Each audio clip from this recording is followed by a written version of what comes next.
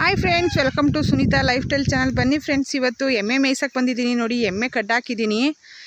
ನೋಡಿ, ಹೆಸ್ರು ಕಾಳು ಬಿಡಿಸ್ಬೇಕು. ಇವತ್ತು ಹೆಸ್ರು ಕಾಳು ಬಿಡಿಸೋಂತಹ ಕೆಲಸ ಇವತ್ತು. ನೋಡಿ, ಆಲೆ ಇಷ್ಟು ಬಿಡಿಸಿದ್ದೀನಿ. ನೋಡಿ, ಇಷ್ಟು ಬಿಡಿಸಿದ್ದೀನಿ ಆಲ್ರೆಡಿ. ಇನ್ನೂ ಅರ್ಧ ಐತೆ. ಅರ್ಧ ಬಿಡಿಸಿದ್ದೀನಿ, ಅರ್ಧ ಐತೆ. ಇವತ್ತು ಹೆಂಗೆ ಬಿಡಿಸೋದೋ ಗೊತ್ತಿಲ್ಲ. ಬಿಸಿಲು ಹಂಗೆ ಐತೆ, ಜಿಡಿ ಬತ್ತೈತೆ. 1 ಅವರ್ಗೆ ಒಂದೊಂದು ಸ್ವಲ್ಪ ಜಿಡಿ ಬರ್ತದೆ, ಬಟ್ಟೆ ನೆಂದೋಗೋ ಥರ.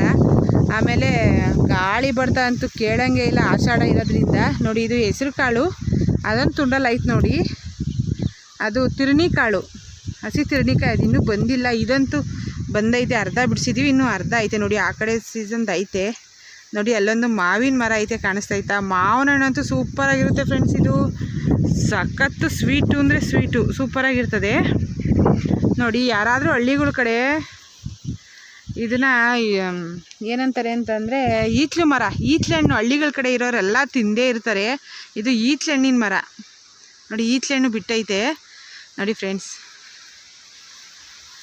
ಯಾರ್ಯಾರು ಈ ಥರ ಹಣ್ಣು ತಿಂದಿರ ಅಂತ ಕಮೆಂಟ್ ಮಾಡಿ. ಈಚಲು ಹಣ್ಣು, ಅದರ ಹೆಸರು ಈಚಲು ಹಣ್ಣು.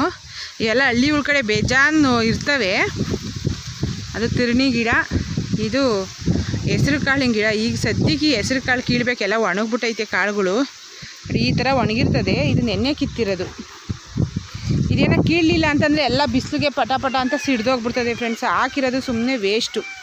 ಹಂಗಾಗಿ ನೋಡಿ, ಇದೆಲ್ಲ ನಮ್ಮ ತೋಟ. ಇಷ್ಟು ತೋಟ ಫ್ರೆಂಡ್ಸ್ ನಮ್ಮದು.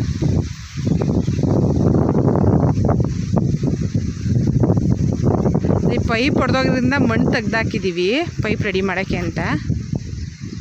ಹೆಸ್ರು ಕಾಳು ಬಿಡಿಸ್ಬೇಕು ಫ್ರೆಂಡ್ಸ್. ಯಾರ್ಯಾರು ನನ್ನ ವ್ಲಾಗ್ ನೋಡ್ತಾ ಇದ್ದೀರಾ, ಸಬ್ಸ್ಕ್ರೈಬ್ ಮಾಡ್ಕೊಳ್ಳಿ, ಕಮೆಂಟ್ ಮಾಡಿ, ಲೈಕ್ ಕೊಡಿ. ನೋಡಿ ಫ್ರೆಂಡ್ಸ್, ಇಷ್ಟೇ ಇವತ್ತಿನ